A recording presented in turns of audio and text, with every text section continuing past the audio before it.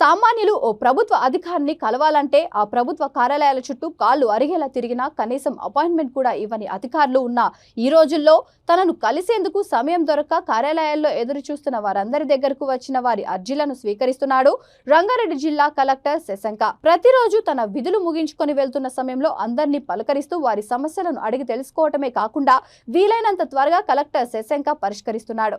అతని పనితీరు చూసిన వారందరూ శబాష్ కలెక్టర్ అంటున్నారు. కలెక్టర్ శశాంక పనితీరుతో అటు నాయకుల ప్రశంసలతో పాటు ఇటు ప్రజల మన్ననలు పొందుతున్నారు.